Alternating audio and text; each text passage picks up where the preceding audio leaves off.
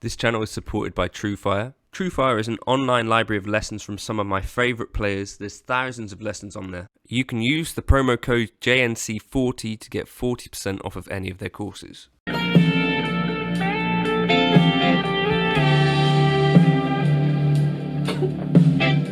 I've never played slide guitar, and the extent of my experience playing slide guitar is basically covered in trying to make this video. One time, I don't know if you know, Paddy Blight plays bass for That Pedal Show. He let me borrow like a glass slide once. I put it on and I was like, well, that doesn't work. So didn't spend any time with that. And then my buddy Jake Loosemore let me borrow this, which is a slide which works for him. So this is a bit of a different slide. And I've spent maybe about an hour trying to play slide guitar, and I wanted to kind of make a video on it.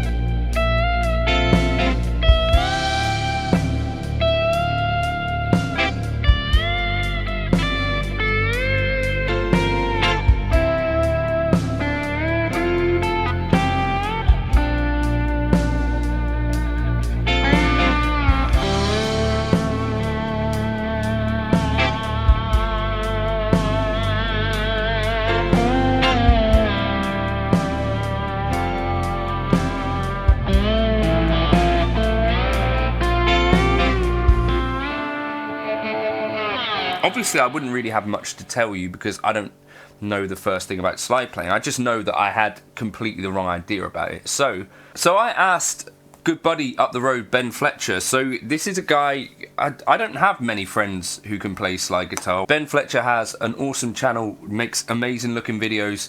Go check him out. There's a great review of the Marshall SV20 if you're looking for that sort of thing. And I just asked him, like, can you maybe give you some tips on how to play slide guitar? So I thought, well, instead of me wasting your time, listen to Ben Fletcher talk about it.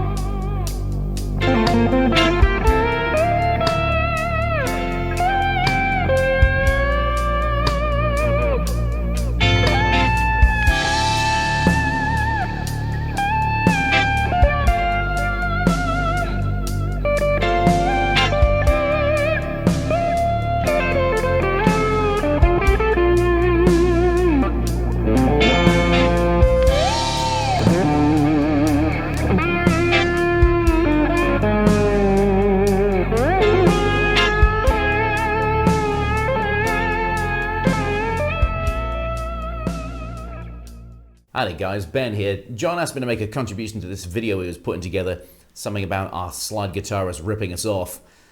So I've got a couple of top tips for you. By the way, John told me to tell you that he's an idiot. Genuinely, he told me that. I can prove it. I've got it in a message. He didn't realize that you're supposed to touch the string hard enough to get the note to come out, but not so hard that it's going to fret out. He said that was not obvious. But that is the whole deal with slide, is getting the feel and a setup that allows you to make a positive connection with the string, but not a positive connection with the fret. My action is what I would classify as a medium action with 11s on it, and you don't really need much more than that if you've got the right weight slide. So first misconception that I had about slide guitar, which I think is the crucial one that could get you from the awful stage to like, okay, I can do this sort of thing stage, is that you're wanting to touch the string with the slide, but you're not supposed to touch the string to the fret.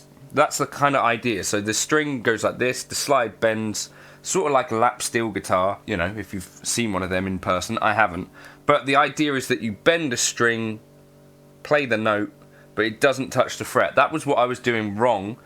And because I was doing that, it meant that I was playing with a lot of tension. I want to show you this right hand damping technique. So to start with, I would recommend playing everything with the first finger. So you're going to put that down. In this case, I'm going to put it on the D string. And then you put your thumb on the string directly below it. And I'm leaning it down. And that's damping both the A and the E. And then my other fingers are one finger per string on all of the notes that are directly above the one I'm playing with, which is this one right here. When I lift my first finger, these other strings will be completely muted, and only the string that I had my first finger on will be making noise. So only the D rings out there. And the reason is obviously because I've got all of my other fingers on the adjacent strings and my thumb on the ones below and leaning on that E. That's how you would play everything. Now, of course, you're not going to think of all of those fingers independently. That would be ridiculous.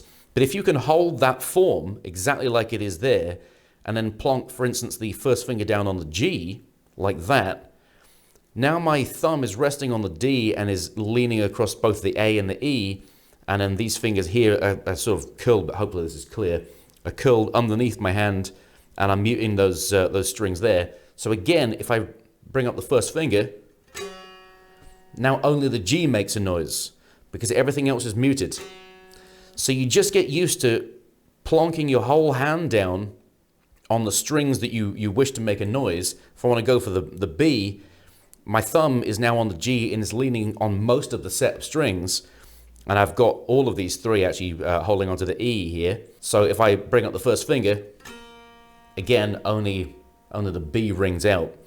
If you can get it to that point, then you're obviously going to be away at the races for playing slide. Now, obviously, you're going to free this technique up a little bit as you get better, and you'll be able to play, you know, notes of melody with some of these other fingers as well. But to start with, I really recommend trying to play everything with the first finger.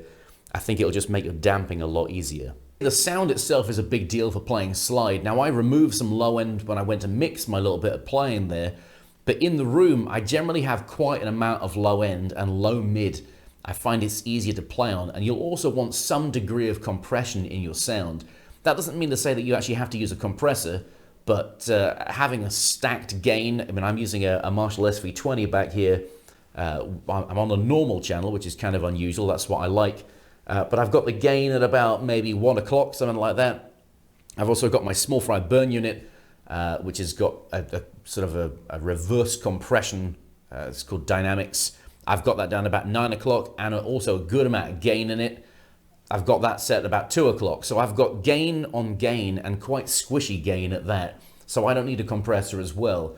But you'll need some amount of compression in the signal path unless you've got a really high action and really heavy strings. Because, you know, the pedal steel guys, again, you know, they have super, super clean sounds, but they can afford to do that because of how high the action is. It's all a compromise between the weight of the action, the weight of the slide, and how much squish, low end, mid-range, all that kind of stuff you've got going on in your sound. I'd also recommend rolling the top back just a little bit, because having the slide moving backwards and forwards on the wound strings is kind of like nails on a blackboard. It's not a pretty sound.